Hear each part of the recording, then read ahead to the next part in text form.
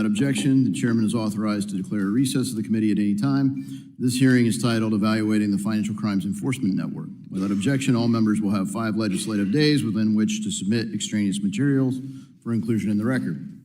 I now recognize myself for 4 minutes for an opening statement. This is the 3rd hearing with the Director of FinCEN as required by Section 5336 C11 of the Corporate Transparency Act. Today provides a public forum to examine FinCEN's operations, the troubled status of the Beneficial Ownership Information Reporting Regime, Anti-Money Laundering Act of 2020, and the history and impact of the Bank Secrecy Act.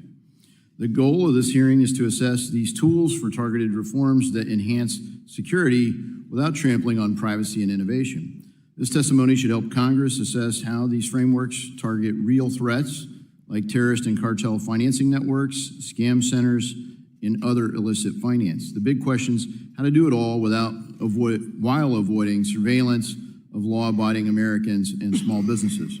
The Bank Secrecy Act was enacted in 1970 with a narrow, good intention to create transparency against organized crime's infiltration of our financial system. Over decades, the BSA has morphed into a bloated surveillance machine, demanding endless reports from banks, businesses, and individuals without delivering proportional results. Today, this framework is dangerously outdated, and the BSA's one-size-fits-all mandates are tying up lots of resources. Are they being used effectively? In recent years, the Bank Secrecy Act, Corporate Transparency Act, Anti-Money Laundering Act of 2020 have proven sometimes ineffective, but always cumbersome. For example, FinCEN's own data shows that from 2014 to 2023, law enforcement agencies only accessed about 5.4% of the millions of currency transaction reports filed under the Bank Secrecy Act, highlighting how this flood of paperwork buries real leads in bureaucracy instead of focusing on bad actors. And on the CTA front, we've seen FinCEN issue overbroad rules that treat every mom and pop shop around the country as potential money launderers, forcing disclosure of personally identifiable information into a federal database that isn't well safeguarded against hacks or misuse. That's not security, that's an invitation for abuse. And we've witnessed it in other cases like Operation Choke Point. While millions of American businesses are relieved by March's delayed enforcement of Corporate Transparency Act's beneficial ownership mandates, they await clear guidance from FinCEN about what the future looks like. We appreciate the interim rule, and we're happy to work to finalize it. We are, in fact, working on a law to cement it, but the market really wants clarity and certainty on where things are headed. Meanwhile, true threats like Chinese fentanyl cartels are laundering billions through U.S. real estate, or Russian oligarchs who are sometimes evading sanctions. They slip through because resources are tied up with collection rather than analysis. So we need to index outdated CTR thresholds for inflation. We should codify the full repeal of CTA's beneficial ownership mandate on U.S. businesses and focus it on external threats. This hearing is our chance to demand accountability. With that, I yield the balance of my time. And I now recognize the ranking member of the subcommittee, Ms. Beatty, for 4 minutes for her opening statement. Thank you, Mr. Chairman, and certainly thank you for being here, Director Gacke. You're going to have a lot coming at you today as our only witness sitting up there, and I think you should take that as, because you have so much experience, you have worked through President Trump's administration, President Biden's administration, and so we're hoping that today's hearing will shed light on the national security consequences if we cripple your office and our financial crime programs. Because one thing I can tell you is that we all are against corruption. No one wants to be engaged sitting on this committee by the very nature of the title that my Republican colleagues have named it. So I am very anxious to hear from you today. So we know that the Financial Crime Enforcement Network is small, but it is of vital importance in a bureau at the Treasury Department that is tasked with protecting our financial system from traffickers, from money launderers, from terrorist facilitators, and other bad actors.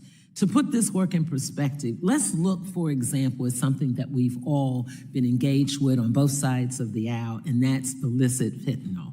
That trade that has devastated our communities over the last decade, and I can say, as well as I'm sure our chairman will, because we're both from Ohio, and what has happened in our districts. FinCEN follows the money to the origins of these drug supply chains to disrupt finance streams wherever it can, hopefully preventing synthetic opioids like fentanyl from entering our country.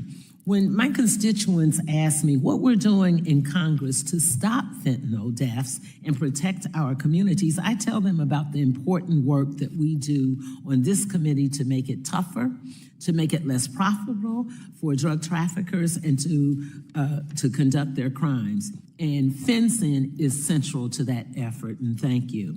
Given that, Director Gacke, I am proud of the work that we've done in recent years to bolster our national security and crack down on financial crime. However, today's hearing, our first FinCEN oversight hearing since the administration's change, comes in the wake of a series of dangerous rollbacks in our illicit finance regulatory framework. And just to name a few, the Trump administration has endeavored to unlawfully eliminate the Consumer Financial Protection Bureau, the agency responsible for protecting Americans from fraud and abuse. The president has changed the way the United States enforces the Foreign Corrupt Practices Act, which prohibits Americans from bribing foreign officials. And perhaps the most alarming of all, Treasury Secretary Scott Bessent gutted the Bipartisan Corporate Transparency Act, which President Trump signed into law during his first term, exempting over 99% of the companies that Congress intended the law to cover. This stunning reversal eliminates a critical new tool for law enforcement to unmask anonymous shell companies, effectively making the United States the preferred haven for money laundering, traffickers, and fraudsters. Instead of working with Congress to make key reforms to the law that would ease small business compliance concerns, the administration chose to directly ignore the law as it was passed and intended to be implemented by a strong bipartisan Congress. Further, these recent actions threatens our national security, weakens our efforts to fight money laundering and the finance of terrorism, and gives us fewer tools to protect hardworking Americans. So good luck today, and we're excited to hear from you. I yield back. Thank you. I now recognize the chairman of the full committee, Mr. Hill, for 1 minute for an opening statement. Thank you, Mr. Chairman. I want to thank FinCEN Director Gacke for joining us today. It's good to see you. Glad to have you back before the committee. FinCEN plays a crucial role in safeguarding our nation's financial system from illicit activity. Today's hearing will give committee members the opportunity to hear from and question the FinCEN Director on the agency's operations, including the current status, as noted by the ranking member, of the beneficial ownership reporting rule and other efforts to fight financial crime. I was pleased to see Treasury's interim rule issued in March exempting U.S. companies from beneficial ownership reporting requirements. It marks an important step towards easing regulatory burdens on some 32 million hardworking American small business people nationwide, and I look forward to learning more about the forthcoming rule. We will also assess the Bank Secrecy Act's performance over the past 5 decades and explore ways to modernize it and ensure it remains effective in protecting our national security. I look forward to the hearing, and I yield back. Thank you, Chairman. I now recognize the ranking member of the full committee, Ms. Waters, for 1 minute for an opening statement. Thank you, Chairman Davidson and Ranking Member Beatty. While I'm pleased to welcome back Director Gacke, I'm disappointed we're not more closely reviewing the Trump administration's and congressional Republicans' actions that weaken America's capacity to stop money laundering and fraud.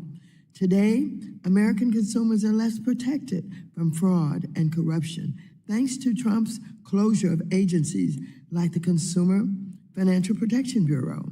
Today, America is less secure, thanks to Trump's firing of government examiners, investigators, prosecutors and inspectors general, and drug and human traffickers will thrive due to the GOP's gutting of crime-fighting tools like the Corporate Transparency Act and the Investment Advisors Rule. If we really want to stop fraud, we shouldn't eliminate the very government workers who are charged with doing so. I yield back. Thank the ranking member. Today, we welcome the testimony of Ms. Andrea Gackey, Director of the Financial Crimes Enforcement Network. Thank you for taking your time to be here. You will be recognized for 5 minutes to give an oral presentation of your testimony. Without objection, your written statement will be made part of the record. Ms. Gackey, you're now recognized for 5 minutes for your oral statement. Thank you, Chairman Davidson, Ranking Member Beatty, Chair Hill, Ranking Member Waters, and distinguished members of this subcommittee. I thank you for the opportunity to testify here today on behalf of the Financial Crimes Enforcement Network, or FinCEN. I want to say at the outset how much I appreciate the support of Congress and of the subcommittee in general in our collective efforts to combat illicit financial activity. Today, I plan to discuss how FinCEN has leveraged our tools to advance this administration's highest national security and law enforcement priorities to ultimately protect the lives and livelihoods of the American people. First, FinCEN is deploying our resources against a number of threat priorities, including countering cartels and drug trafficking, imposing maximum pressure on Iran, fighting child sexual exploitation, and combating fraud. In these remarks today, I want to focus a bit on our efforts to counter cartels and drug trafficking. In one of his first executive orders, President Trump established a policy of ensuring the total elimination of terrorist-designated cartels in the United States. To implement this policy this past June, pursuant to the Fentanyl Sanctions Act, FinCEN identified 3 Mexico-based financial institutions as being of primary money laundering concern in connection with illicit opioid trafficking. FinCEN also issued alerts to financial institutions targeting bulk cash smuggling by Mexico-based transnational criminal organizations, as well as oil smuggling schemes along the southwest border associated with Mexico-based cartels. We also published 2 comprehensive public financial trend analyses, one on fentanyl-related illicit finance and one on the key role of Chinese money laundering networks to promote disruption of key vectors of illicit finance. And we have leveraged these publications in public-private partnerships in the fight against cartel finance.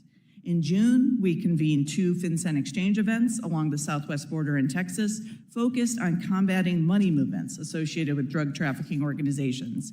And this week, FinCEN and our Treasury colleagues are convening here in DC a cross-border dialogue together with the government of Mexico, the largest Mexican banks, and U.S. correspondent banks to further efforts to eliminate Mexico-based drug cartels on both sides of the border. Next, FinCEN is focused on efforts to streamline regulatory requirements and reduce industry compliance burdens, including through further implementation of the Anti-Money Laundering Act of 2020, so that the AML-CFT regime in the United States is risk-based and focused on the greatest threats to financial institutions and to national security. One key aspect of modernizing the Bank Secrecy Act regime involves reporting, especially suspicious activity reports, or SARs, and currency transaction reports, or CTRs. SARs and CTRs can provide critical information to law enforcement partners. However, FinCEN recognizes the burden this reporting imposes on institutions and individuals. We're currently exploring ways to streamline SAR and CTR reporting, including by improving the forms, which will be beneficial for law enforcement and national security data users, as well as for filers. And to further reduce the regulatory burden on U.S. companies and U.S. persons, FinCEN modified our approach to beneficial ownership information, which I look forward to discussing in this hearing. FinCEN is reviewing comments on the interim final rule issued this past March, and we intend to issue a final rule this upcoming year. Finally, let me highlight FinCEN's efforts to promote the administration's goal of supporting the responsible growth in use of digital assets. Digital assets, like other financial assets, are subject to misuse by illicit actors. To unleash the full potential of digital assets in the United States, certain measures should be adopted to deter illicit finance and combat financial crime that targets Americans. Faithfully and expeditiously implementing the Genius Act is one of those measures. As FinCEN initiates rulemaking efforts necessary to implement the Genius Act's required regulations, we'll continue our ongoing engagements with the digital asset industry and with law enforcement. And we also look forward to engaging with Financial Services Committee members as Congress considers further legislation in this area. Thank you again to this committee for your support and partnership in combating illicit finance, and I look forward to your questions. Thank you, Director Gackey. We'll now turn to member questions, and I recognize myself for 5 minutes for questioning. Director Gackey, in your very thorough opening statement and written testimony, I appreciate that you highlight your efforts and the efforts of FinCEN to counter cartels, to counter Iran and other threats to the United States, to confront human, sex, child trafficking, to look at scam centers that are exploiting our seniors in particular, and to modernize your tools that you're using both internally and also responding to the market in an era where digital assets have the opportunity to thrive, and people are also finding ways to use those, as they have every other form of payment, for illicit finance. So thank you for your work, and I appreciate your openness to some reforms on how to be more effective in that. And I want to highlight one of those is the beneficial ownership disclosure, because it seems that you've made a decision to be, frankly, to focus on collecting information about U.S. citizens differently than you collect about non-citizens. And I think that's important because our Constitution limits the ability to presume that someone's guilty of a crime. You're supposed to have probable cause and a warrant to get some information. Beneficial ownership, as drafted in the previous administration, basically assumed every business was engaged in illicit finance and they had to provide collected material. I think it's unconstitutional, but as the courts fight this out, you stepped in. So could you give us an update on progress towards that and what issues would be helpful for Congress to clarify? Thank you, Chair Davidson, for your question. And I also wanted to recognize the letter that you and other members and senators sent to Secretary Bessent yesterday on the Corporate Transparency Act and the way forward. And wanted to stress that the March 2025 interim final rule that FinCEN issued took a different approach consistent with administration priorities. As a career civil servant, I have served across administrations and I'm proud of my track record in implementing presidential policy. And the presidential policy changed with respect to the Corporate Transparency Act, focusing and making sure that the burdens on 30+ million small businesses were taken into account.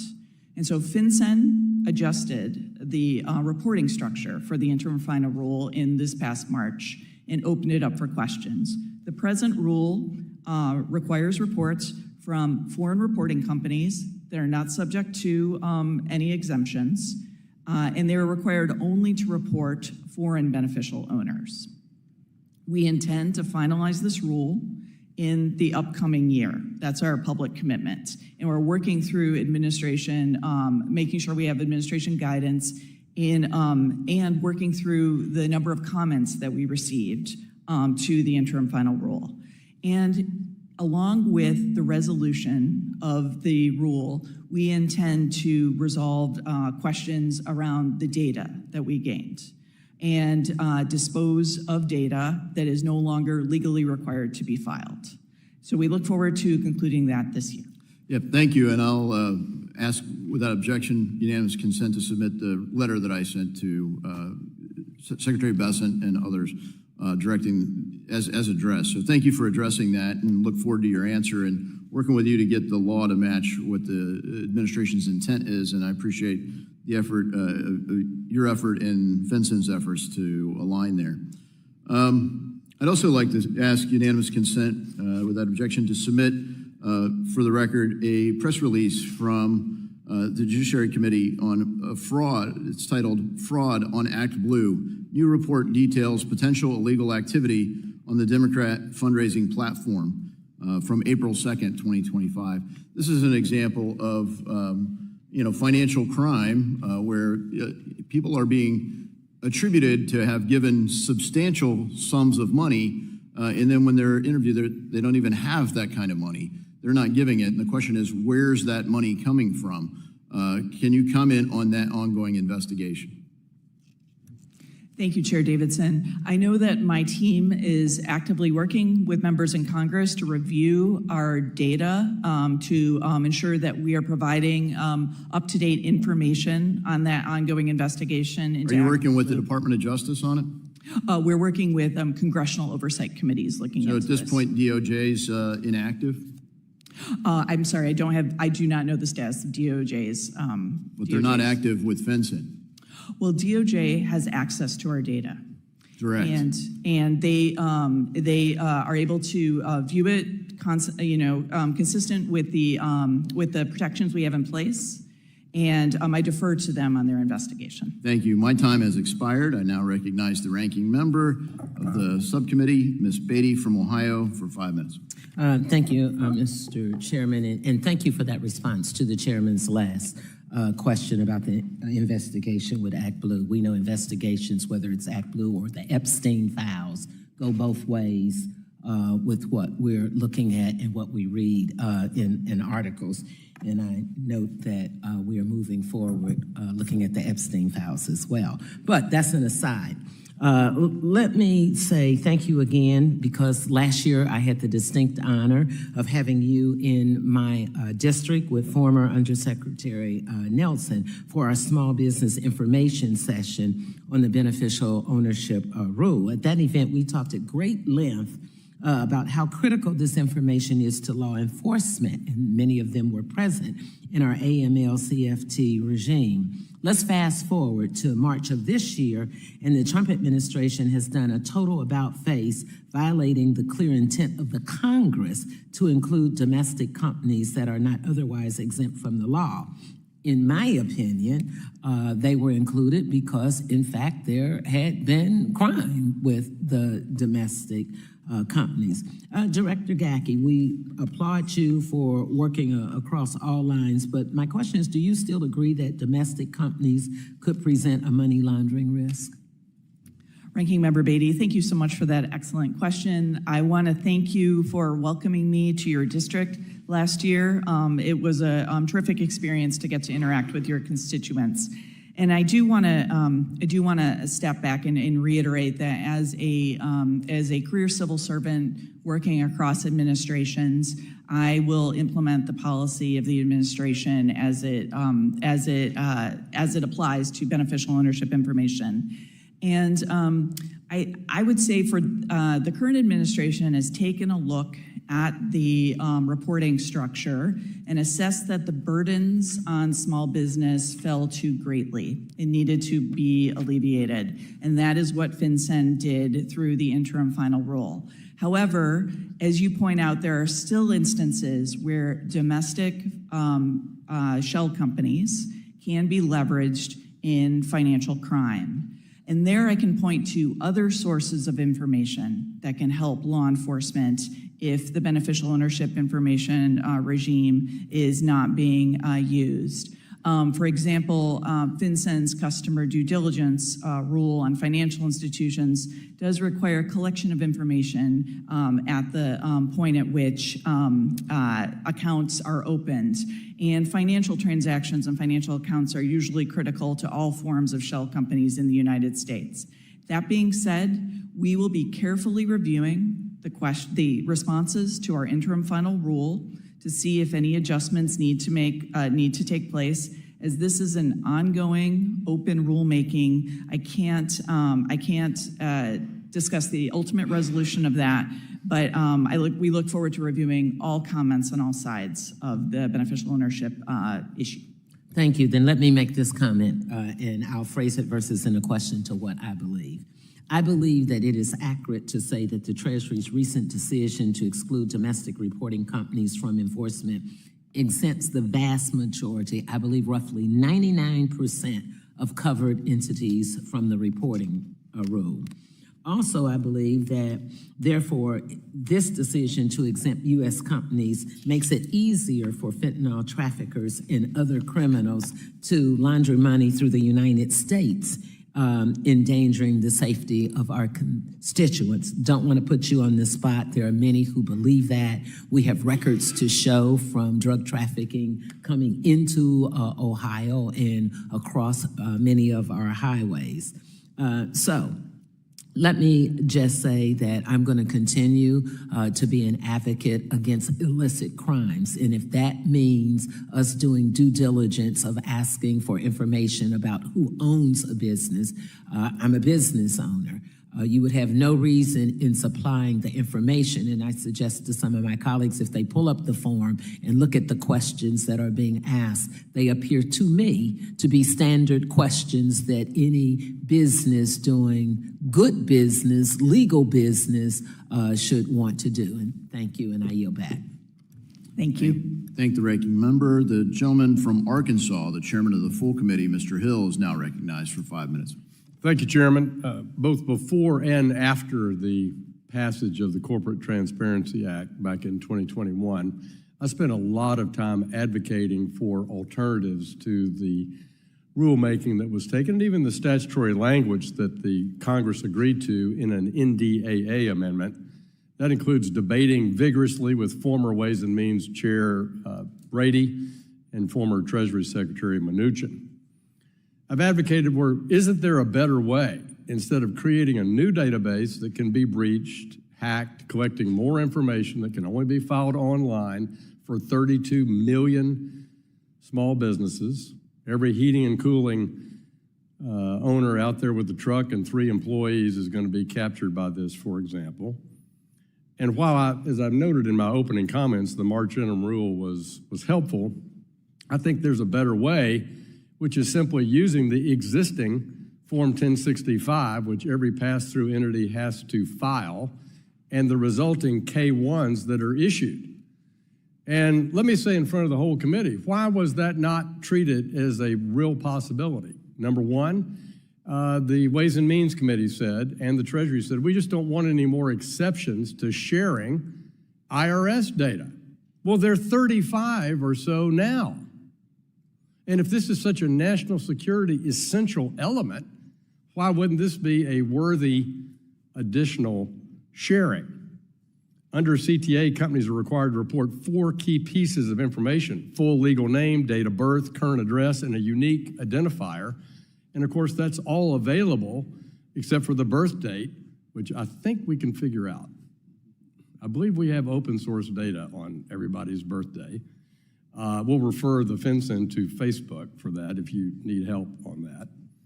But I really think that this is a better approach. You don't have to express an opinion on it. You're implementing the law. I got it. But I think this is a good opportunity to illustrate we never, ever really tried to minimize the cost of 32 million people. Wouldn't you agree, though, that this would be an easier way to use data that the federal government already has legal access to?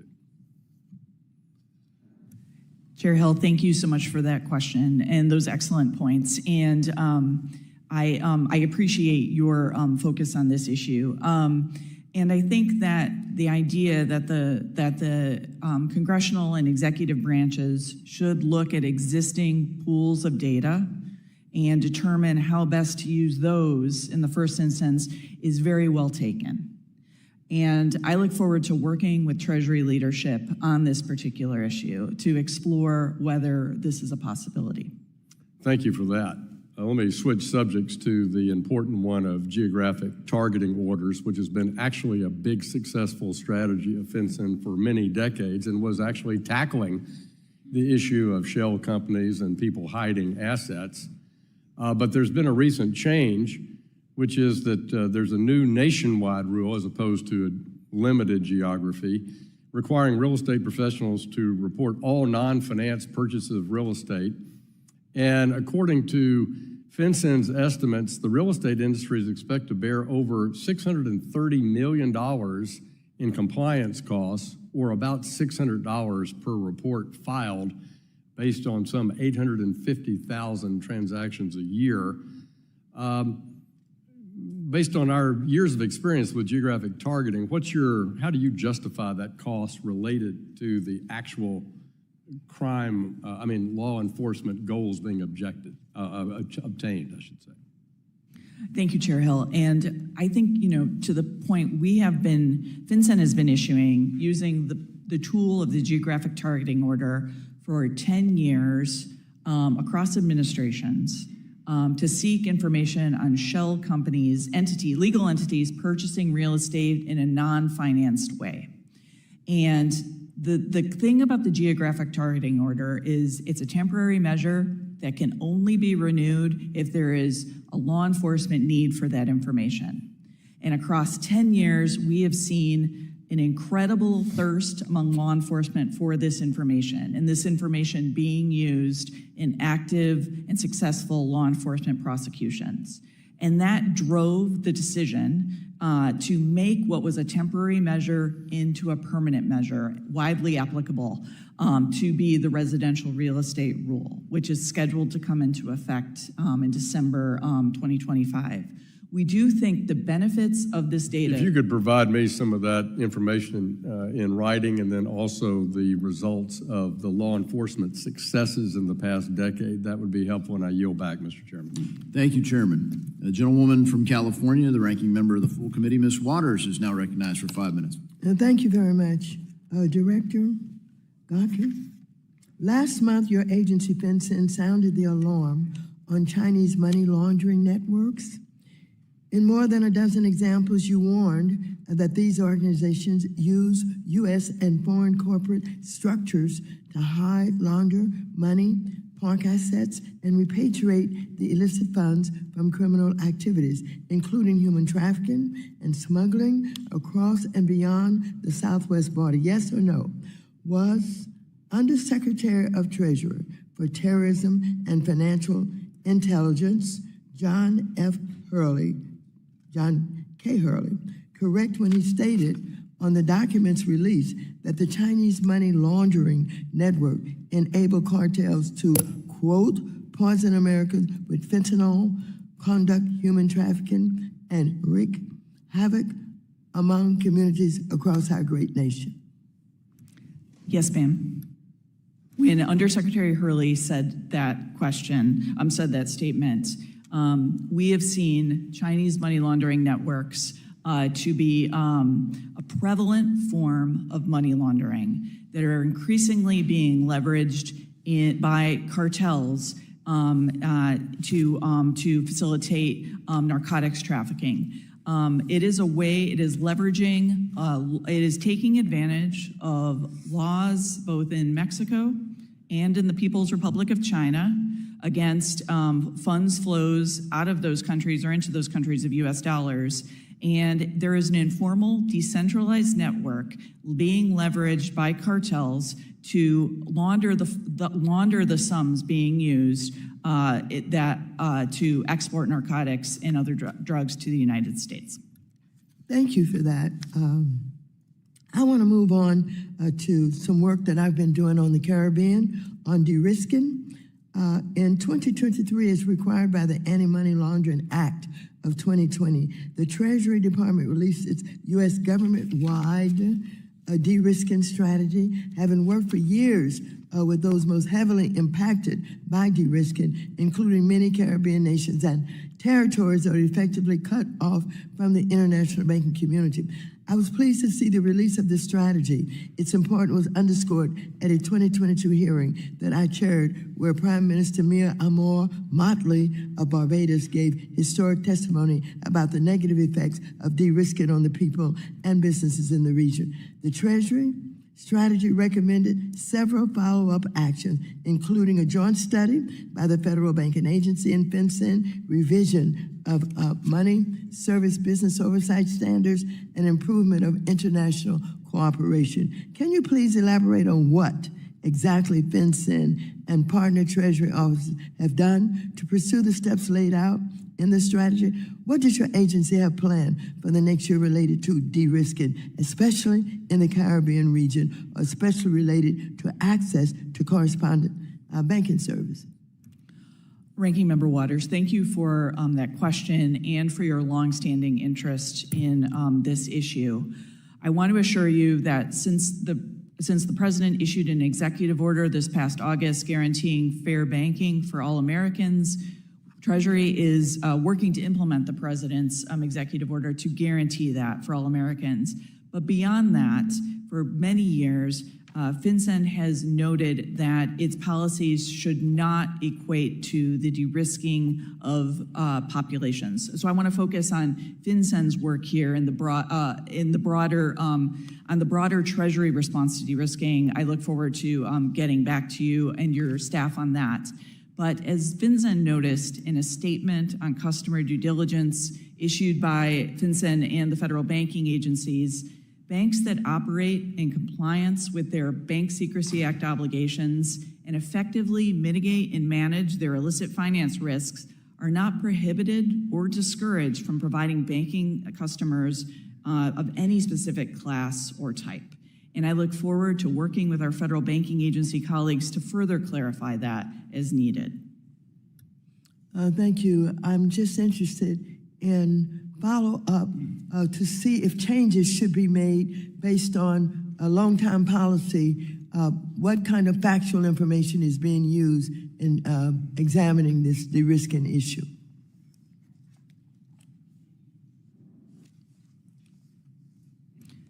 Absolutely. We'll get back to you on that.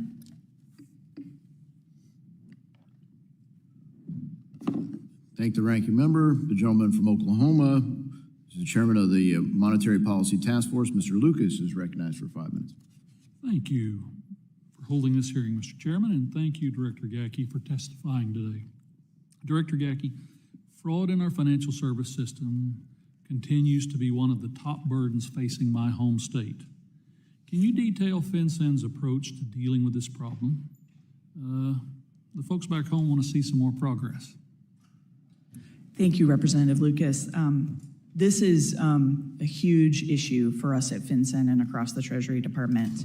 And in fact, in many money laundering risk assessments facing the United States, fraud is the crime, it is the highest revenue generating crime that features money laundering. And this has been proven time and again, and it's growing at an exorbitant pace. So FinCEN this is one of the key areas that FinCEN is dedicated to. And let me outline a few things that we're doing on this. First, we're trying to educate financial institutions as to markers of fraud so that they can be on the front end deterring this and stopping this. We've issued financial trend analyses, for example, on elder financial exploitation. Just earlier this past summer, we issued an alert on the abuse of convertible virtual currency kiosks and how they can be used in in any financial exploitations. Just yesterday, we issued an alert on the troubling pattern of sextortion, a very specific type of fraud. Not only are we focused on different fraud typologies and making sure financial institutions are tracking that, but we're also actively working on repatriating funds that are taken by means of fraud. FinCEN has an active program called the Rapid Response Program that focuses on the fraud typology of business email compromise. And we work closely with the FBI and with Secret Service and IRS criminal investigations, where we can work through international counterparts to freeze or repatriate funds taken from Americans and brought overseas. Since the inception of that program, we have repatriated over $1 billion. And this is a incredible program that we look forward to building and developing to bring really meaningful action to ordinary Americans. And then finally, I just want to note the day-to-day, everyday case support we do for fraud investigations across the United States at every level of law enforcement, state, local, federal, to make sure that Americans are getting the help they need to stop these vectors of fraud. Director, I'd like to follow up on that question. Part of the problem seems to be that FinCEN is overwhelmed with data, sometimes immaterial data that dilutes the helpful information the agency could use. Have you considered focusing reporting obligations so that FinCEN only receives relevant information for law enforcement investigations? Thank you, Representative Lucas. Yes, and this is, I think, a broader part of modernizing the Bank Secrecy Act regime. And very much one key element of that is making sure that financial institutions, AML CFT programs are consistent with the law, that they are effective and risk-based, and that they are producing information that is valid to law enforcement. We are in the midst of a Treasury-wide exploration of how to reform the Bank Secrecy Act regime in the United States. And one part of that, a key part of that is reporting, including suspicious activity reports and currency transaction reports. We should be collecting information that is truly important to law enforcement and national security. And to the extent that requires adjustments of the types of information that we ask for to simplify the forms and the thresholds, we are actively exploring that and hoping to bring it to conclusion as soon as possible.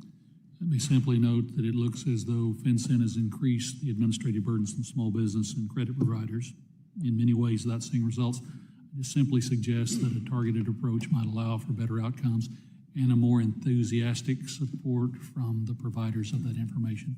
And with that, I yield back, Mr. Chairman. Thank you, Chairman. The gentleman from California, who's the ranking member of the Monetary Policy Task Force, Mr. Vargas, is now recognized for 5 minutes. Thank you very much, Mr. Chairman. And again, I want to thank you for conducting this hearing and thanking the ranking member and, of course, the director. Mr. Chairman, at the beginning, you talked about the surveillance machine. It really caught my attention because I think that generally falls within the perspective or ideology of a lot of my friends on the Republican side, that government should be limited, that we shouldn't have the intrusion of government into our private lives, that there has to be a balance. And I normally fall on the side of saying, you know, government is generally good, and I'm very supportive of government in general. But I have to say, it's been fascinating to see under this administration how incredibly intrusive the government has grown, not only into our private lives, but interestingly now into business. I mean, we see government now taking positions in individual companies. And that used to be called socialism. It used to be called, you know, entities owned by the government. Now, I understand we have GSEs. These are private companies that, you know, Congress created to make sure that there was liquidity in the secondary mortgage market. And there's stuff like that. But taking positions, picking losers, picking winners, has normally not been the ideology of the Republicans. And yet you see that in this administration, and you don't see much talk about it on the other side, saying, wait a minute, if the Democrats had done this, the Democrats had put all this surveillance on the streets, what we see now, the militarization that we see, there would have been, of course, people screaming left and right because of the intrusion of government into our lives. And I understand that, but we don't see it now. And again, I caution you, because there will be a time when the government flips and you will say, well, wait a minute, you can't do this. Well, we'll remind you that you didn't say anything when the Trump administration did it. And it really is sad to see, because again, I'm not one that's against government. I think government generally does a good job, but I've always admired the Republicans, really starting with Reagan, saying there should be some limit here as to the intrusion that government has in our lives. But you've seen the creep become a race now, not a creep. It's incredible the way this administration has really put the federal government into our lives. I mean, even going to the airport, they take all of this information, biometric information. I don't know what they do with it. Maybe you do, Director, I don't know. But someone must know. But all that being said, I do want to talk about elder abuse. You spoke about it a little bit, but I do want to get into it a little bit more. You did say in April of 2024, you published a financial trend analysis and looked at the patterns and data of the elder financial exploitation. According to this analysis, between June 2022 and June 2023, FinCEN received more than 155,000 elder financial exploitation reports associated with more than $27 billion in reported suspicious activity. The filings show that scams accounted for 80% of the reported elder financial exploitation activity. What role does FinCEN play in addressing this financial exploitation against older adults? Thank you, Representative Vargas. And yes, so the financial trend analysis on elder financial exploitation and different guidance guidance products that we have issued ask filers, financial institutions, to use those as guideposts to provide us with financial intelligence that law enforcement can action to actually go after those perpetrators of fraud against our elderly population. And so not only does FinCEN play a role at educating financial institutions as to what to look for, so we get high quality financial intelligence, but we also actively support law enforcement. So how do you use AI if you do? Because I know my time's going to run out. How do you use AI to do this? So there is of course, it's an administration priority to incorporate the use of artificial intelligence tools to analyze data. And FinCEN, like other federal government agencies, is exploring that. We do use advanced artificial intelligence products in terms of machine learning and other data analytics because FinCEN does collect and protect a large amount of data in order to truly support law enforcement with the highest quality information. My time has expired, but thank you. Thank you. I yield back. Thank you, Mr. Vargas. I would like to recognize the gentleman from Texas, Mr. Sessions, for 5 minutes. Thank you very much, Ms. Gacke. I appreciate you being here. I'd like to ask for your help in helping me work through not the entirety, but what you have discussed here today about drug cartels, movement of money, but directly related to what is called anti-laundering regulations for residential real estate transfers. So can you talk with me about that, the need for that information?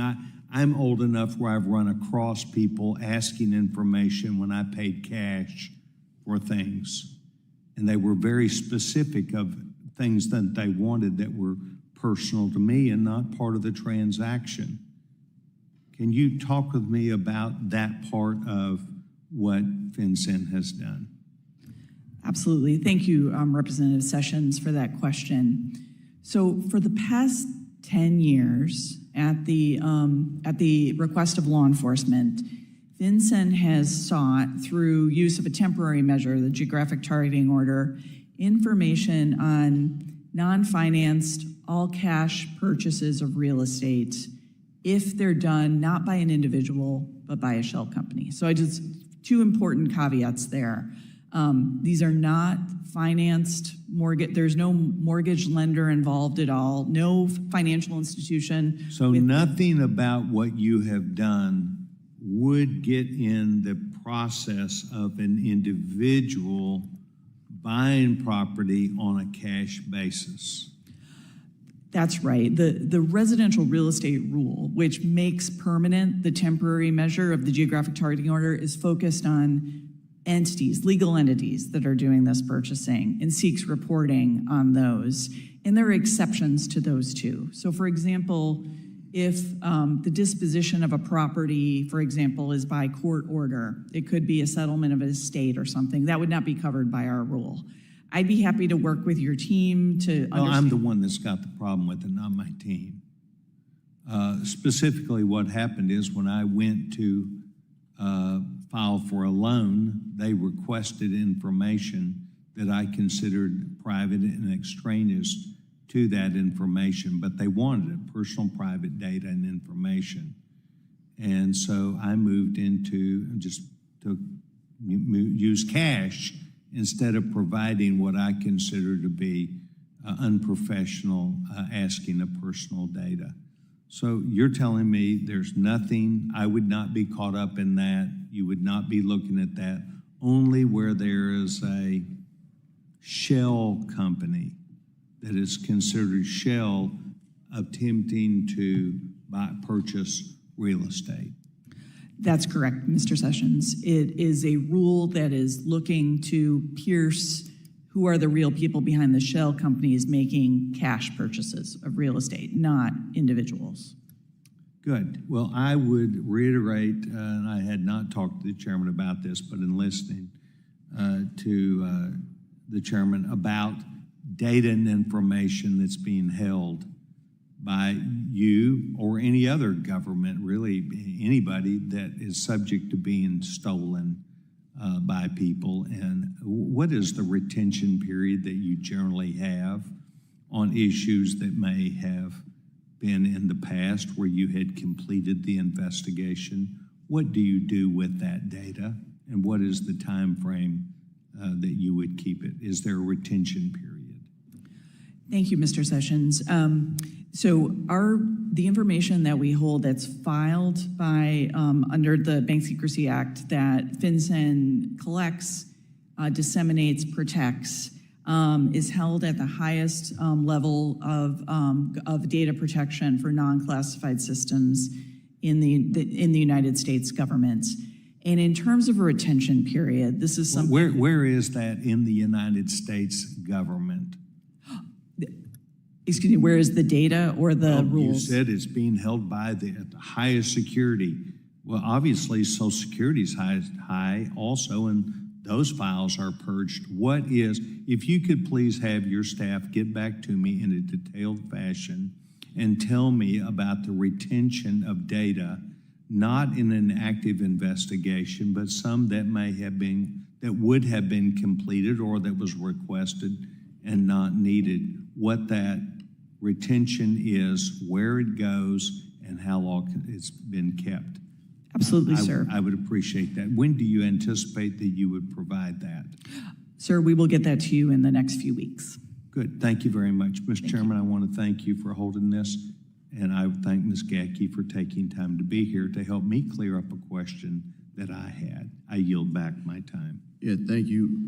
The gentleman from California, Mr. Liccardo, is now recognized for 5 minutes. Thank you, Mr. Chair. I want to thank you and your team, Ms. Gackey, Director Gackey, for the really important work that FinCEN does. I was a federal prosecutor many years ago and relied frequently on the great work of FinCEN as we were prosecuting narco trafficking at the border. And in particular, we are seeing more and more of the illegal transactions relating to money laundering occurring in crypto as well as fraud. And I commend you and your team for the work that you've recently done on convertible virtual currency kiosks or crypto ATMs, which I know has been a particular source for FinCEN and a lot of law enforcement. And in your August statement, you acknowledge that there's rising fraud and cybercrime and drug trafficking through these kiosks. And I presume that the concern arises because of the pseudonymity that relates to crypto transactions. Is that right? It's difficult often for people to identify who exactly is doing the transacting. Thank you, Representative Liccardo, for that question. I think yes, there can be some anonymity enhancing aspects to convertible virtual currency. I do know that our team works very closely and uses blockchain analytic tools in order to be able to aid investigations to ensure that that doesn't remain a barrier, and to put out guidance for financial institutions to be alert to any aspects of the misuse of these types of tools. And particularly with the use of mixers and other tools, criminals are able to evade even some of the more sophisticated detection techniques in terms of identifying them. Is that right? Yes, sir. Now, mixers are something that we're currently taking a look at. We issued a proposed rule on mixers in the previous administration and are exploring the next step on that. We have to take a look at the fact that we have to make sure that we tailor any approach here to be really directed at illicit activity, and that we are not sweeping in any legitimate transactions that are trying to leverage, these tools to, for example, shield their transactions from repressive regimes. It's a delicate thing we've got to work through administration guidance, and I look forward to engaging with you on it. And I recognize that there's legislation pending, the Clarity Act, in which we are looking to impose BSA requirements to help you do your job and law enforcement do your job with regard to centralized exchanges. But of course, there's also decentralized finance, DeFi, where there are no such requirements.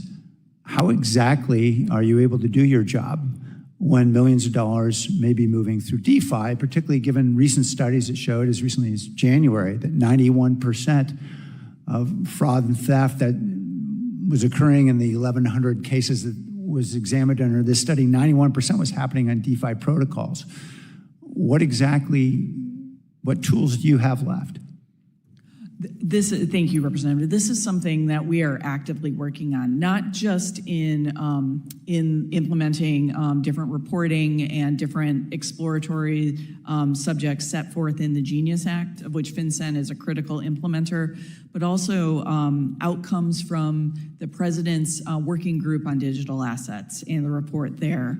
So looking at DeFi, looking at the appropriate requirements for that Bank Secrecy Act requirements for that industry is something that my agency is taking on, and we look forward to working with both industry and law enforcement to make sure we're striking the right balance. Perhaps I can just, given my limited time, identify my big concern. Right now, your agency, through its rulemaking, has decided that it would not collect beneficial ownership information from U.S. corporations or U.S. persons. And all that's required to satisfy those standard beneficial ownership information requests is the name, date of birth, residential street address, and the ID from your driver's license. That's all it's required. And we know that U.S. companies, shell companies, can be created to move millions of dollars, billions of dollars through these illicit channels using DeFi. You won't be able to identify, nobody will identify who these folks are, because we don't have BOI requirements and you don't have any mechanism for identifying who they are on DeFi protocols. The gentleman's time. Doesn't this create an enormous opportunity for criminals? The gentleman's time has expired. I'd encourage follow-up in writing, and as we'll have additional questions submitted for the record. I'd like to recognize the gentleman from Texas, who's also the chairman of the Small Business Committee, Mr. Williams, for 5 minutes. Thank you, Mr. Chairman, and thank you for being here today. FinCEN's beneficial ownership reporting regime created a compliance nightmare for small business owners in my home state of Texas and across the nation. While I was pleased to see that Treasury was issuing an interim final rule that would require only foreign companies to report their BOI to FinCEN, I am still concerned about the data on domestic small businesses that was collected before the change in reporting requirements. By holding on to this data, FinCEN has created unnecessary privacy and security risks for millions of small businesses across this great country. So, Director Gacke, will you commit to deleting the beneficial ownership information of business owners who are no longer required to file with FinCEN?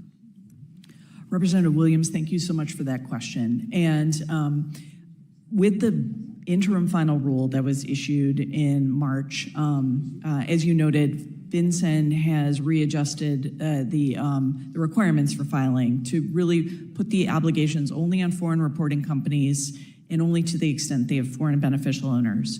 We are in the process of reviewing the comments to that rule, and we expect to make that rule final this calendar year.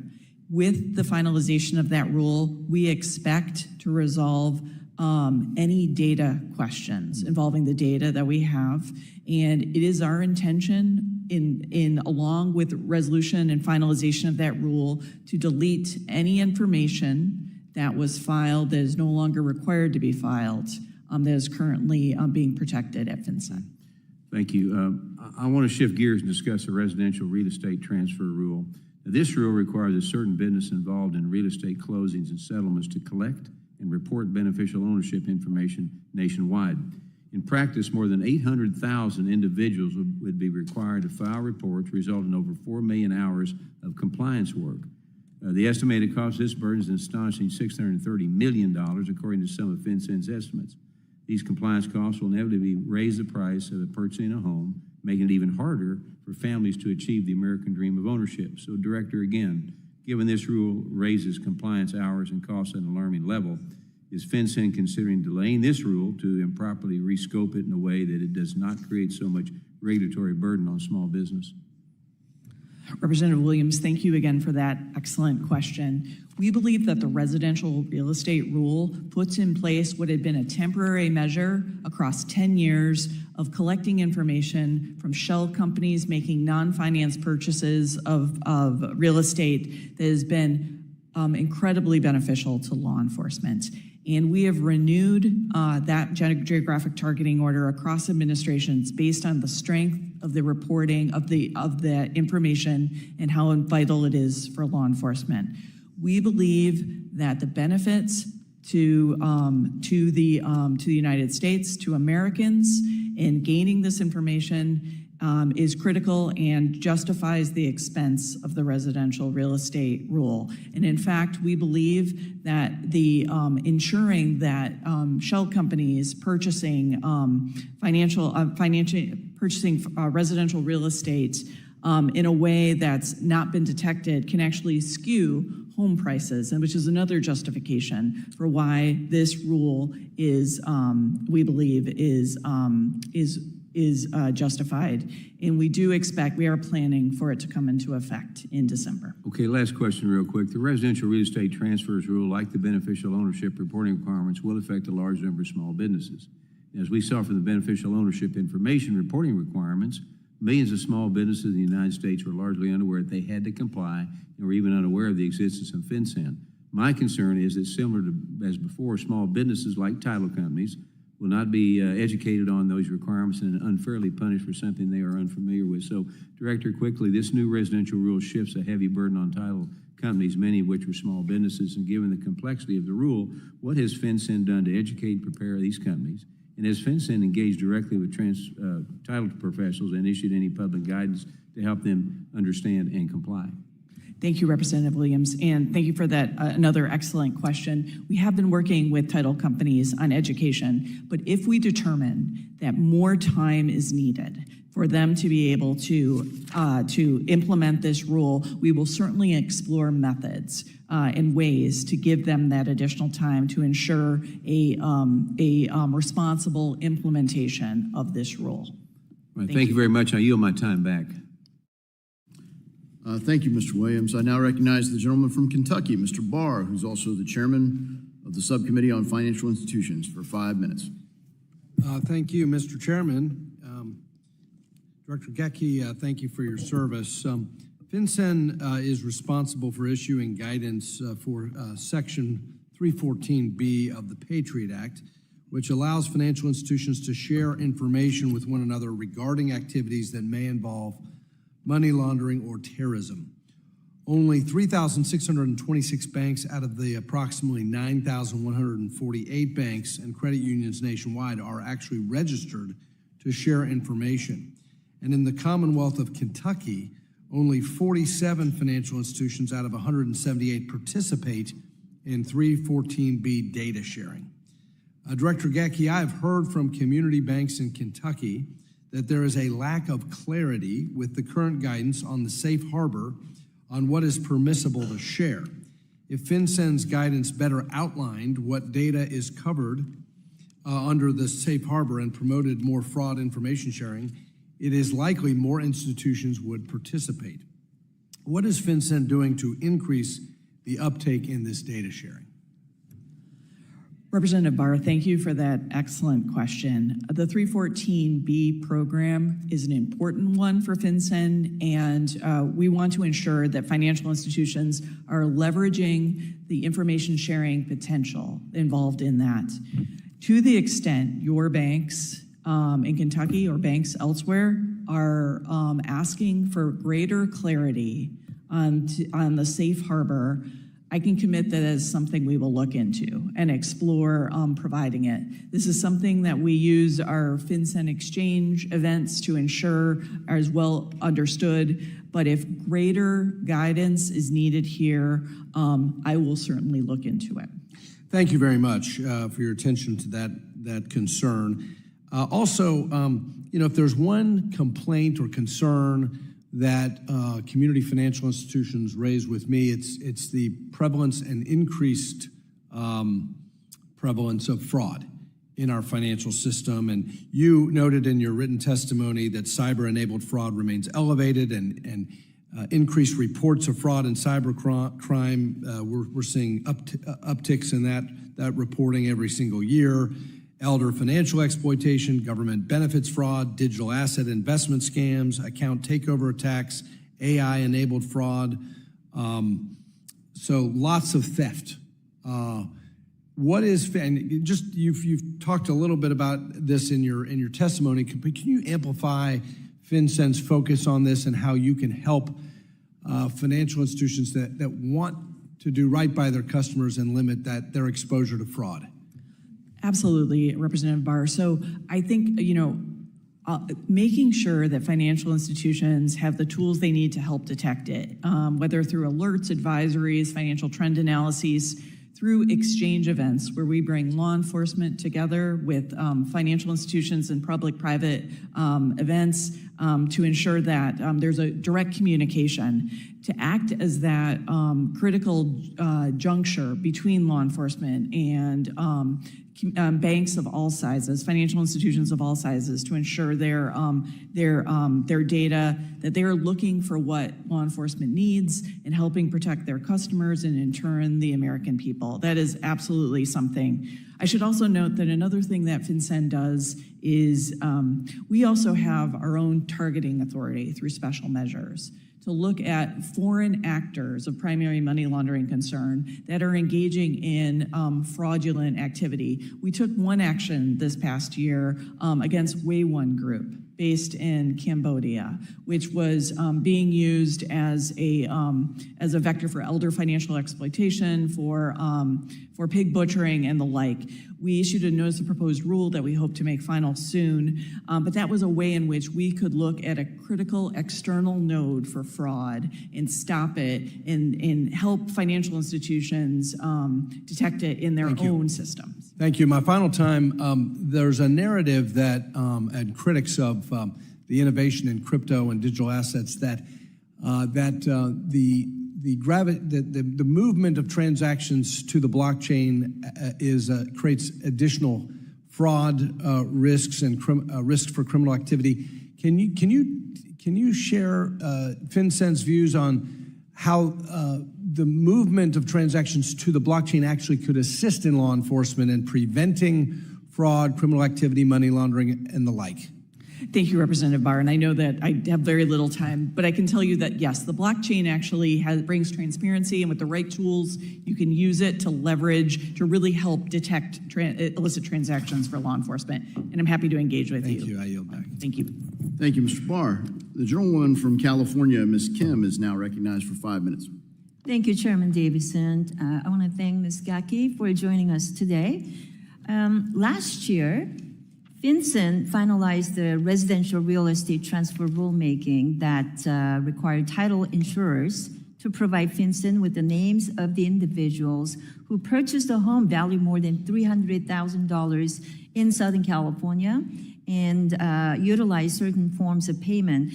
I want you to know in Southern California, especially in Orange County, where I represent, the median home price there is over $900,000, almost $1 million. And that placed a high burden on many of my constituents who own small family-run title insurance companies. And in FinCEN's economic analysis, of the residential real estate reporting rule, they estimate that the first-year compliance cost could reach close to $560 million. So can you talk about how FinCEN will tailor your approach to this issue so California's small businesses are not unfairly burdened by duplicative or low-value reporting requirements? Thank you, Representative Kim, for that question. And we are working very closely in implementation of the residential real estate rule with organizations that represent title companies to ensure that the requirements are well understood and that they are implemented in as cost-effective and efficient manner as possible. And to ensure that small businesses like the title companies in Southern California have adequate resources and knowledge to implement this, it's certainly something we will explore to ensure they have enough time and resources. Exchange with my colleagues earlier, you talked about GTO, Geographic Targeting Order. You said that that is a temporary tool that is used by law enforcement, and the success of it made it permanent.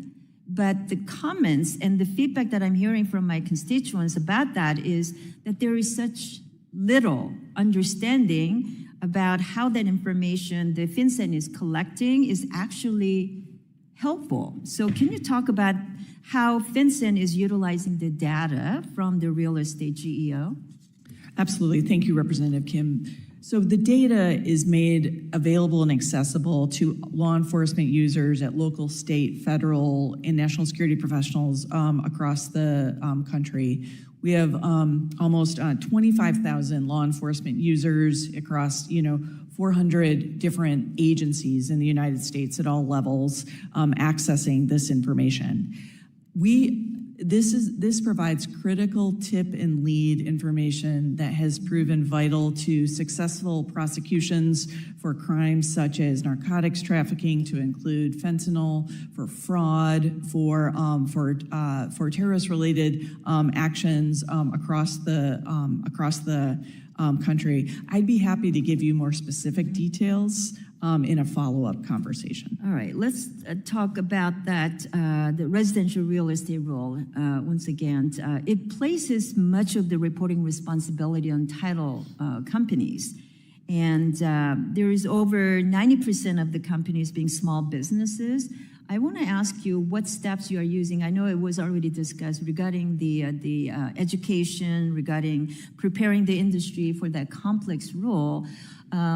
You did say FinCEN is doing your best to educate the industry, but I would like to take you up on that offer and see if you can come to my district and have a roundtable discussion with my constituents, my title insurance companies in my district. That would be very helpful, and I'm happy to put together a roundtable discussion with you. We would welcome that opportunity. Thank you very much. Great. All right.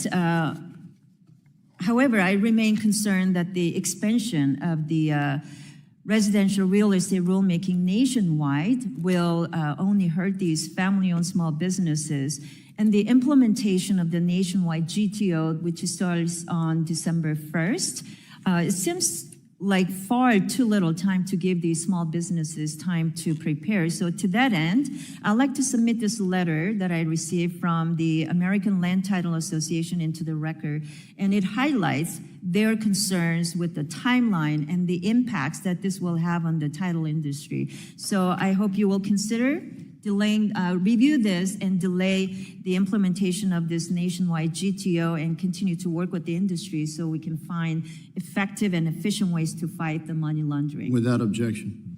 Thank you. The gentleman's time's expired, and the gentleman from Illinois, Mr. Foster, who's also the chairman of the Subcommittee on Financial Institutions, now recognized for 5 minutes. Thank you, Chair Davidson, and thank you for joining us, Director Gacke. Now, Director Gacke, in November of last year, FinCEN issued an alert warning for financial institutions about the increase in identity fraud schemes associated with the use of deepfakes and created with generative AI tools. Criminals are using Gen AI to cheaply mass-produce false identity documents and circumvent live identity verification and authentication methods in online transaction. I appreciate FinCEN's efforts to raise awareness of these scams, and I encourage you to do more, because it's clear that Gen AI and the deepfakes that they produce will continue to become more believable and accessible as time goes by. Now, I believe the best tool that we have at our disposal today to verify identities online is a form of secure digital ID. And the tool at hand is the mobile driver's licenses currently being issued by several states. And in fact, most countries, including all countries of the EU.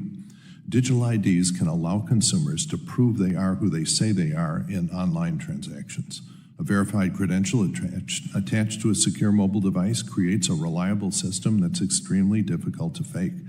I believe this technology would go a long way towards stopping identity fraud in the banking system, and also with fraud in government benefits. It is, however, my understanding that many financial firms do not feel that they have the regulatory go-ahead to start using digital IDs and digital driver's licenses in their AML KYC processes, and that they need guidance from regulatory agencies like FinCEN to start implementing this technology in online transactions. I think there's also a federal role in providing federal standards for what states are providing adequate digital driver's license, and some may need improvements. So my question is, do you expect FinCEN will take steps to provide the clarity, regulatory clarity, for firms to start using these for KYC purposes in online transactions? Thank you, Representative Foster, for that excellent question. And I also want to thank you for your focus on this issue across many years. I want to note that this is certainly something that FinCEN is looking at. Questions of identity are critical to our work on fraud. And the misuse and of identity, whether it's using generative AI or less sophisticated techniques, is something that we are very, very much focused on and looking to ensure that we're providing the best guidance we can to financial institutions. I would like to, I want to commit that I will work with my federal banking agency colleagues to look at what further guidance we can provide to financial institutions on this matter. This past year, we did work with our with our federal banking agency colleagues to work on how to adjust how financial institutions can adjust their processes, including in terms of collecting and verifying taxpayer identification numbers and use of customer identification programs. But I look forward to looking at this more closely and seeing what we need to modernize in terms of guidance for financial institutions going forward.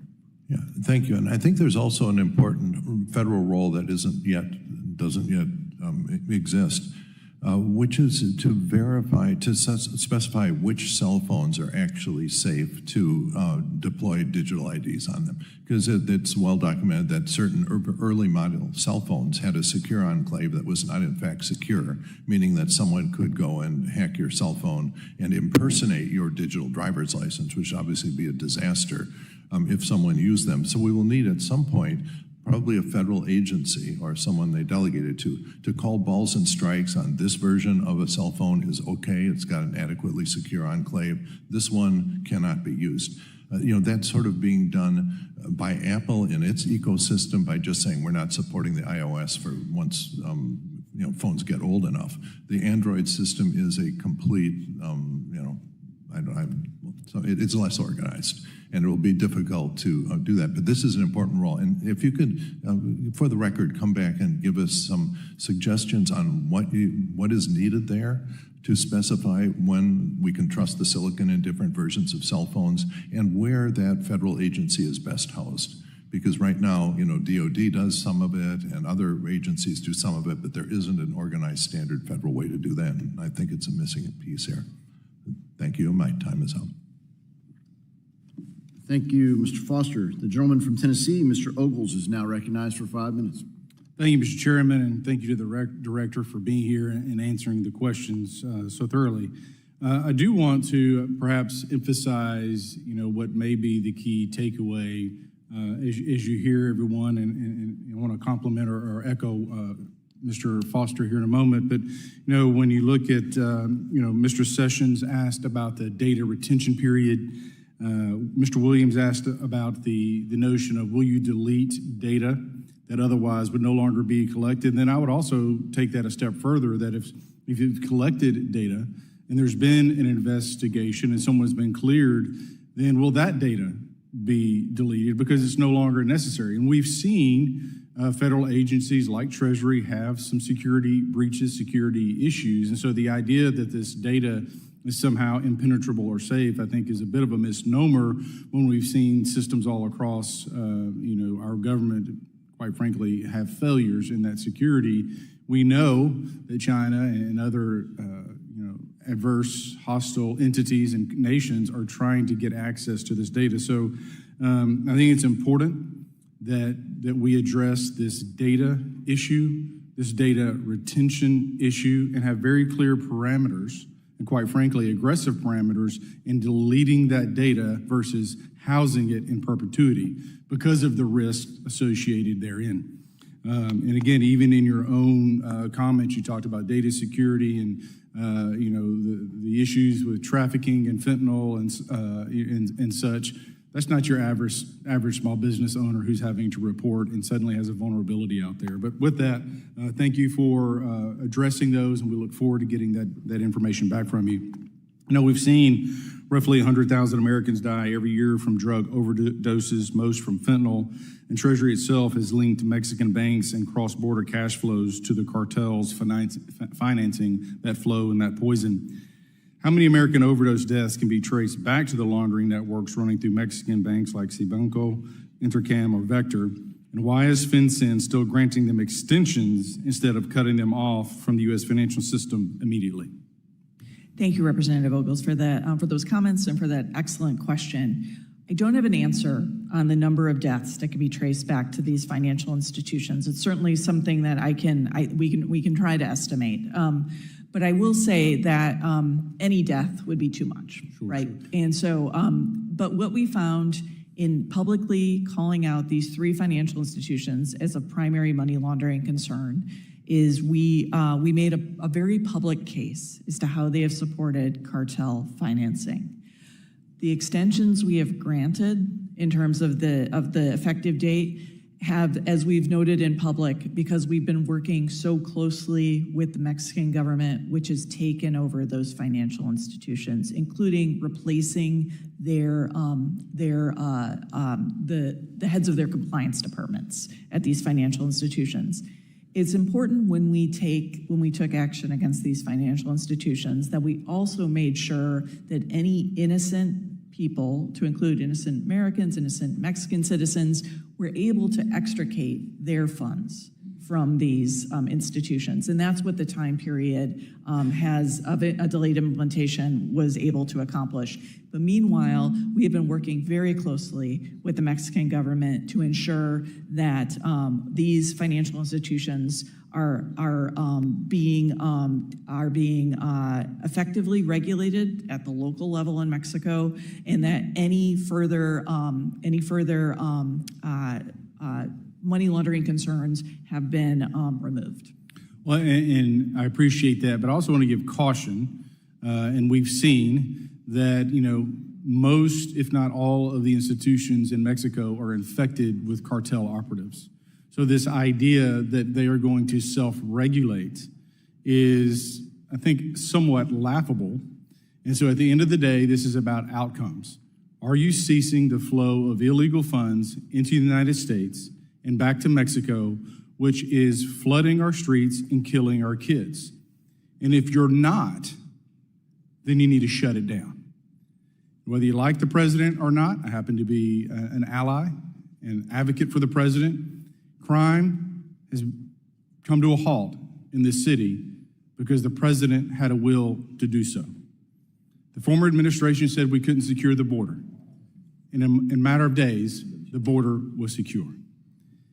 We have to have the will to show Mexico, the cartels, and any of their associates that if you mess with the United States of America, we will shut you down, period. And again, they're not necessarily our ally when they're allowing the killing of our children and flooding our streets with illicit drugs. With that, Mr. Chairman, I yield back. Thank you, Mr. Ogles. The gentleman from Illinois, Mr. Caston, is now recognized for 5 minutes. Thank you. Thank you, Mr. Chairman. Thank you for being here. I want to follow up on the discussion you had with Mr. Liccardo around crypto ATMs. Mr. Chairman, I'd ask unanimous consent to enter into the record a Chicago Sun-Times article titled "Chicago's Crypto ATMs Are Magnets for Drug Dealing and Scams on Older Adults." This has been a particular issue in Illinois, but obviously nationwide. I think in 2024, the FBI had received more than 10,000 complaints about crypto ATMs and reported more than $246 million in losses. In August, FinCEN published a notice that emphasized the irreversibility of crypto transactions on ATMs and noted that there's a high non-compliance with anti-money laundering laws among the operators of crypto ATMs. At a high level, can you give any sense of what you're seeing as far as the trends in suspicious activity reporting specific to crypto ATMs that we should be monitoring? Thank you, Representative Caston, for that question. I will say that crypto ATMs, like other financial institutions, are subject to the Bank Secrecy Act, and some are more compliant than others. We are seeing, however, as we noted in the alert, high use of certain crypto ATMs as a critical way of defrauding Americans.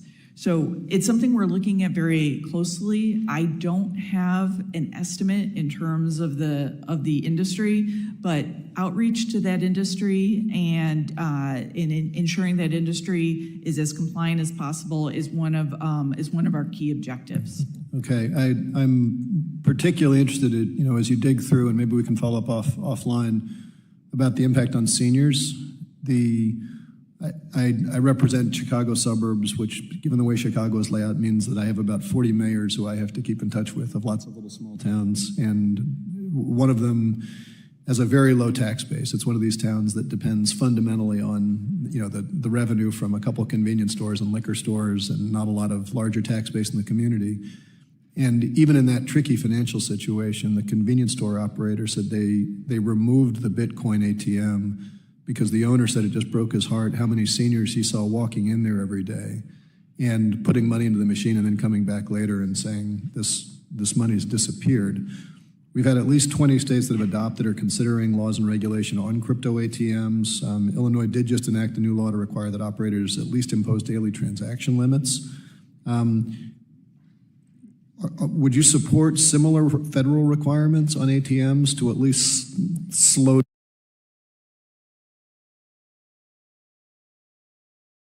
It's something I'm going to need to look into and take back. I can absolutely commit that's something that we'll look into and work with Treasury leadership on an approach. Okay, and I know you had an exchange with Mr. Barr against Way One, if I'm pronounce that right. A part of what scares me on this, and I think we have done a terrible job this term in Congress, is we've allowed all of these transactions to operate overseas. The mixers are overseas, the transactions are overseas, and it's great if we've got the SAR, but then we don't have a way of getting in, right? And so I guess with the time that's left, is there specific statutory authority that you currently lack that would allow you to go after the bad guys? Like, I'm not talking about going after the good guys, but if you see that crime has happened, if you see that these pig butchering scams, where are you limited in your ability to prosecute?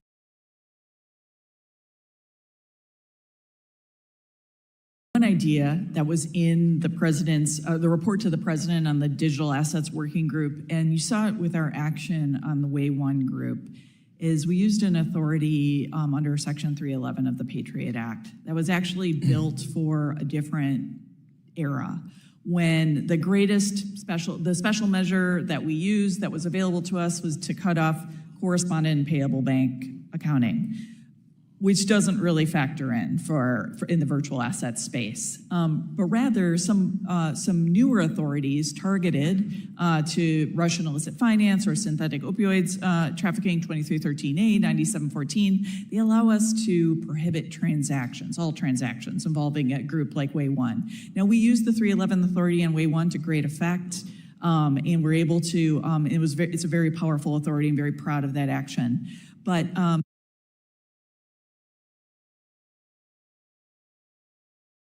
Involving fraud in other respects would be a way that we could modernize this authority. And regardless, my team very much looks forward to working with you on any new authorities. I see I'm out of time. I believe Mr. Himes has been active on the Section 311 piece, and let's talk offline about how we might tweak that and improve it. Appreciate it, and yield back.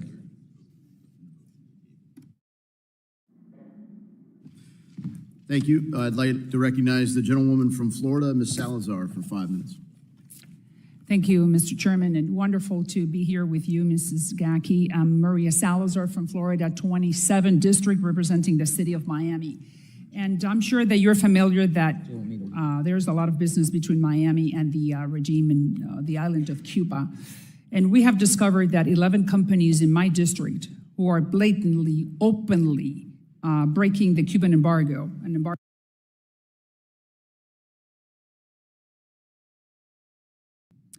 These companies are doing business with the Cuban regime, giving them oxygen so they can feed the repressive apparatus. And I just sent a letter to the Secretary of the Treasury and to the Mr. Rubio, Department of State, asking them to investigate and to shut them down. And I wanted to ask you to please help us and stop this madness. Because you cannot be taking money from Miami and from the Cuban exile community and be sending it to the Cuban regime to beat on the people that are trying to be free. So do you think I could have your word for you to be able to help me and your office to do something with this? I mean, I'm going to be forwarding to you the letter, but I really would like your commitment on the record. Thank you, Representative Salazar. And I, for many years,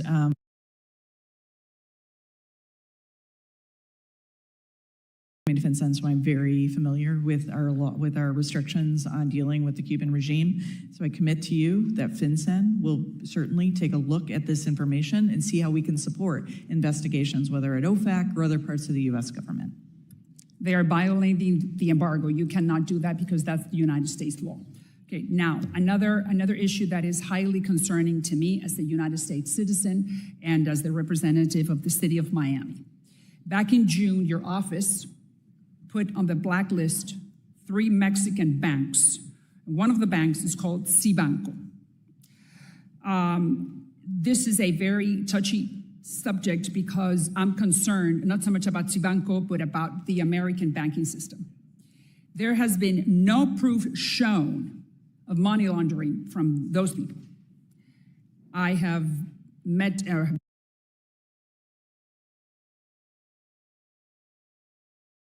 I'm not saying that there is, but they have been asking for proof, and your office has not shown why these people need to be on that list. The owner lost the bank, $400 million, just because we, the Americans, put him on the blacklist. You know, we have a lot of weight internationally. In our system, we are innocent until proven guilty. Aren't you concerned? I mean, I'm terrified that this could happen to any bank in my district or any bank in the United States. So please tell me, and don't tell me this is under investigation, we cannot talk about it. Thank you, Representative Salazar. I stand by FinCEN's actions against the 3 financial institutions, Cibanco, Intercam, and Vector. We made very detailed public cases in orders issued under authority given to us by Congress.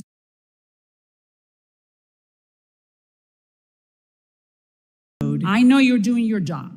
I know that you have to look for the bad guys, but my concern is that you could have made a mistake that could be repeated, and that is not the American way of doing business. I understand. Simple terms.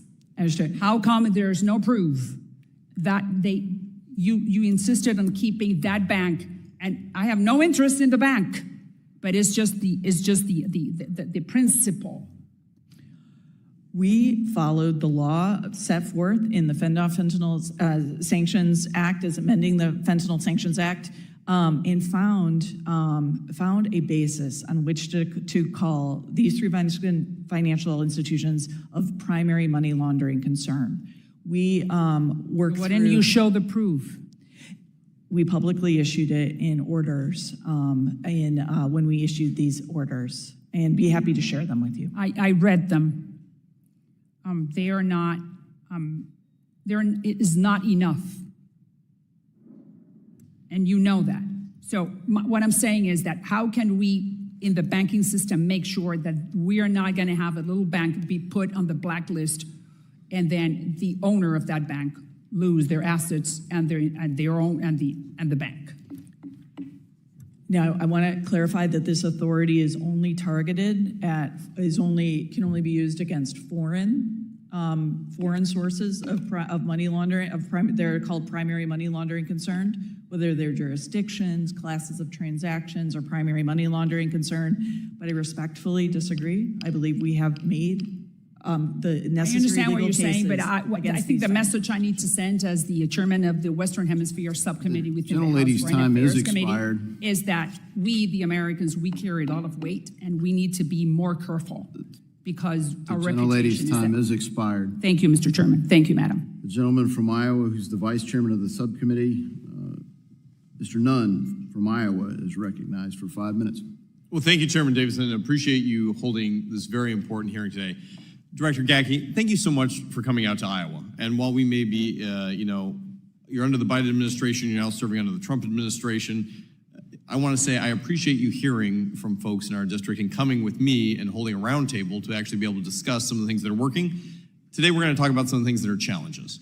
When you came out, we talked about the Corporate Transparency Act. We talked about the policing of over 32 million small businesses and the heavy impact that placed on them, everything from $8,000 per small business to be able to reach compliance. And if they failed, we're talking about a $500 a day fine, in some cases up to 2 years imprisonment for failure. Now, you got some Iowa Nice feedback on that, and I appreciate you being there to hear from them. But it will be no surprise to you, I would like to talk about some of the red tape that's impacting us today. Right now, FinCEN receives close to 20 million CTRs and 5 million SARs. These are financial reporting requirements. Challengingly, it's believed that most of that information that was done by financial institutions, including very small institutions, was never used.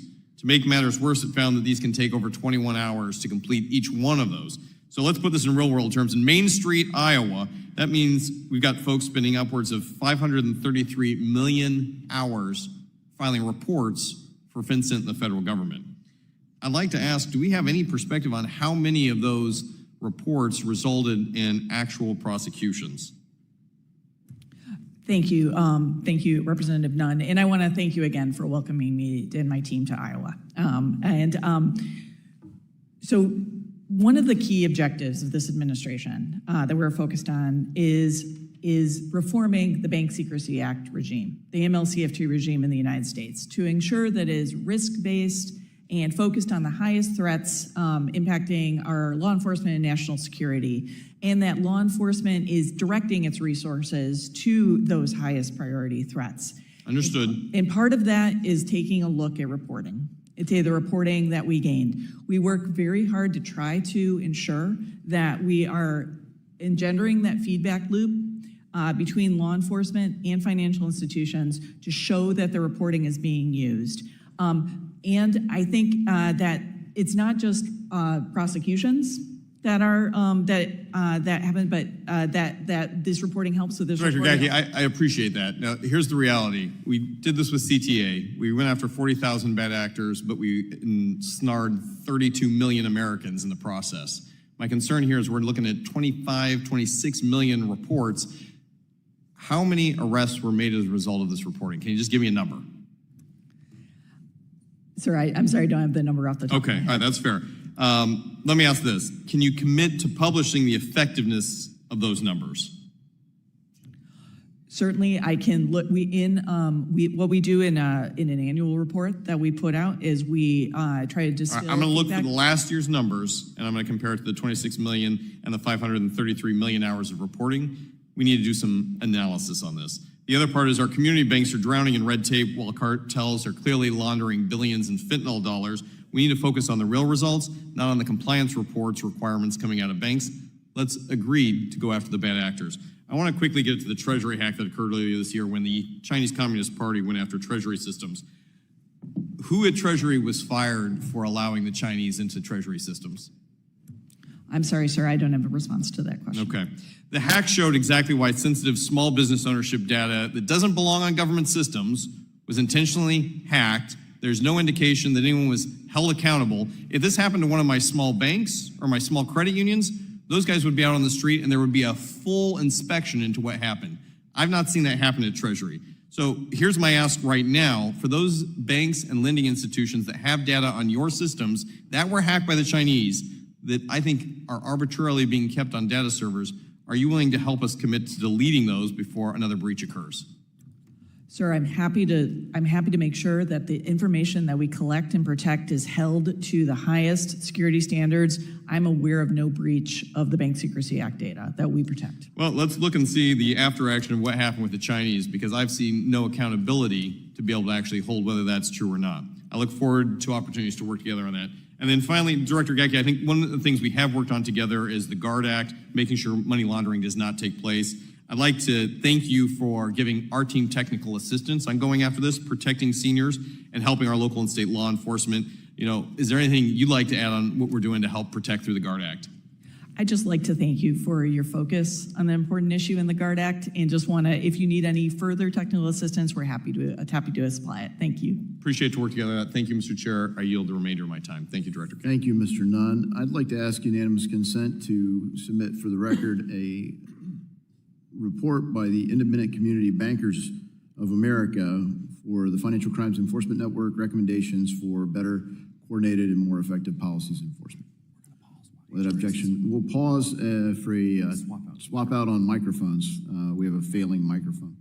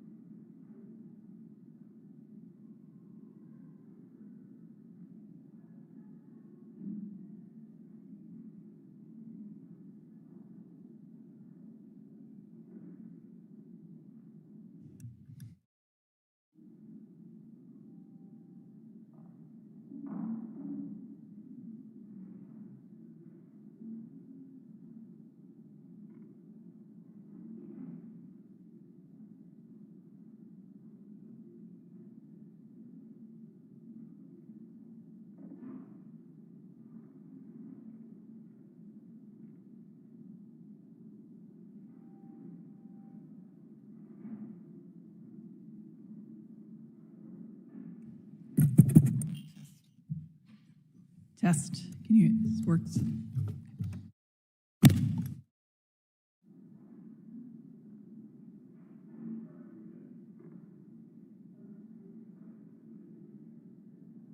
All right. The gentlewoman from Michigan, Ms. Tlaib, is now recognized for 5 minutes. Thank you, Mr. Chair. Director, do you know, have you heard about in July how Senator Wyden announced that the Treasury Department has suspicious activity reports on Jeffrey Epstein's financial network detailing, I think, thousands of transactions totaling $1.5 billion? Thank you, Representative Tlaib. I am familiar with Senator Wyden's communications. Yep. Are you among the largest transactions are two that Morgan Chase reported with Russian banks for as much as $100 million? Are you aware of that one? I'm aware of Senator Wyden's communication, yes. Can you tell the committee more in regards to, I mean, yesterday it was revealed that, just yesterday, that Chase employees knew of these suspicious transactions for more than a decade and they were ignored. Are you familiar with that? Well, I thank you, Representative Tlaib, for these questions. And given the sensitivity of the data that we obtain through the Bank Secrecy Act, to include these SARs, I want to assure you that Treasury is taking this very seriously. But we, as committee members, can we have access to that information? It should be public, correct? This is highly sensitive. Can you be subpoenaed for the records? We are working with Representative Comer to ensure that we provide. Okay. Well, I'm going to yield the rest of my time, Director, to my ranking member, Beatty. She'd like to put a motion because I think Financial Services Committee should also have oversight in regards to any banking institution. As somebody that serves on oversight, sat at a round table with girls that were as young as 13 years old who asked us to follow the money. And I think it's our responsibility as members of Congress to do that. And with that, I yield the rest of my time to Ranking Member Beatty. Thank you, Congresswoman Tlaib.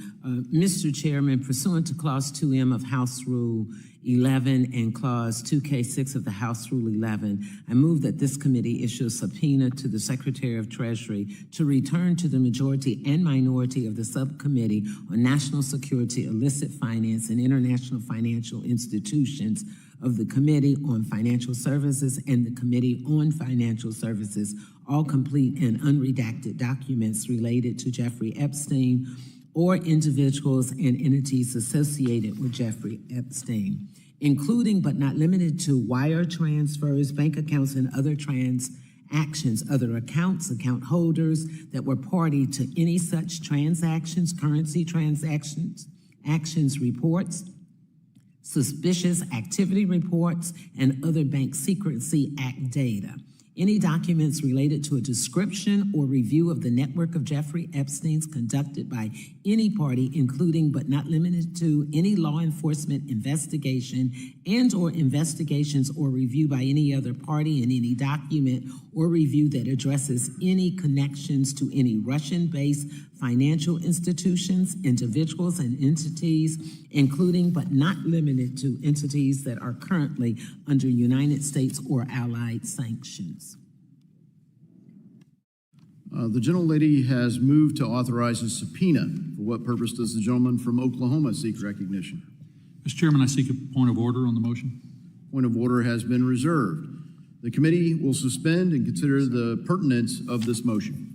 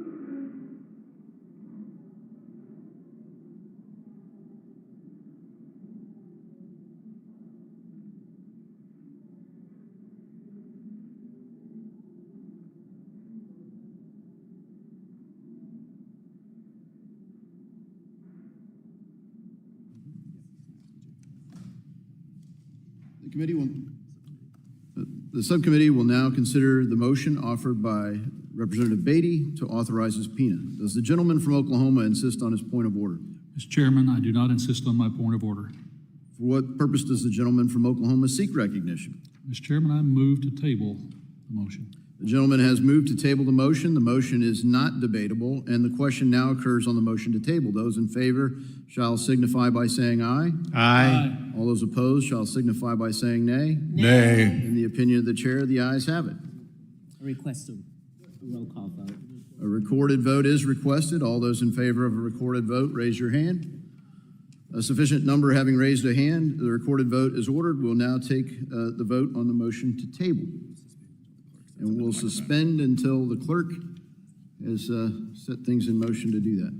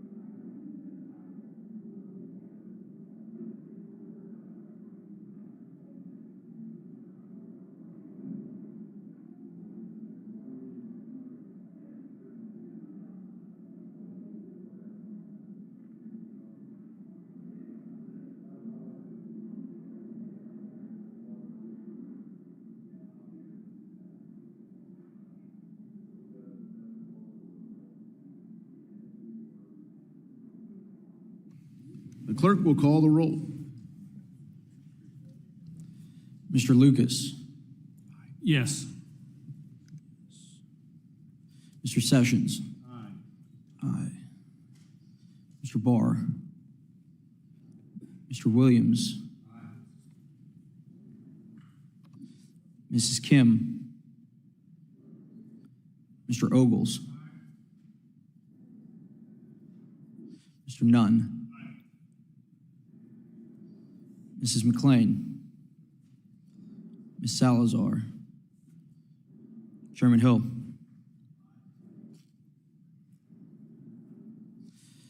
Ranking Member Beatty. Mr. Gottheimer. Mr. Vargas. Mr. Mr. Foster, No. Mr. Gonzalez, Mr. Torres, Mr. Caston, No. Mr. Liccardo, Ranking Member Waters, No.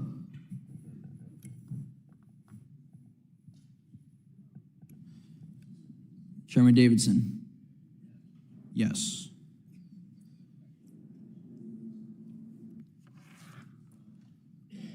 Ms. Salazar. Yes.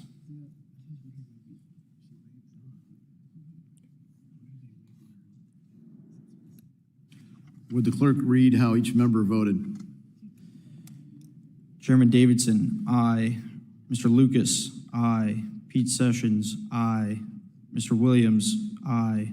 Mr. Ogles, aye. Mr. Nunn, aye. Ms. Salazar, aye. Chairman Hill, aye. Ranking Member Beatty, no. Mr. Gottheimer, no. Mr. Foster, no. Mr. Caston, no. Ranking Member Waters, no. Has any member not voted or wish to change their vote? Parliamentary inquiry. The ranking member is recognized for parliamentary inquiry. I want to make sure of what we're voting on or what has been attempted to be tabled. Is this a motion that this subcommittee issue a subpoena to the Secretary of the Treasury to return to the majority and minority of the subcommittee on national security, illicit finance, and international financial institutions of the Committee on Financial Services, all complete and unredacted documents related to Jeffrey Epstein or individuals associated with Jeffrey Epstein, including but not limited to wire transfers, bank accounts and other transactions, other accounts and account holders that were parties to any such transaction. The gentlelady yield for an answer. It is not a question on the subpoena. It is a question on tabling the subpoena, and the clerk will report. The ayes are 8 and the nays are 5. A majority having voted in favor, the motion to table is agreed to. I would like to thank Director Gackey for her testimony today. Without objection, all members will have 5 legislative days to submit additional written questions for the witness to the chairman. The questions will be forwarded to the witness for her response. Ms. Gackey, please respond no later than October 14th, 2025. This hearing is adjourned.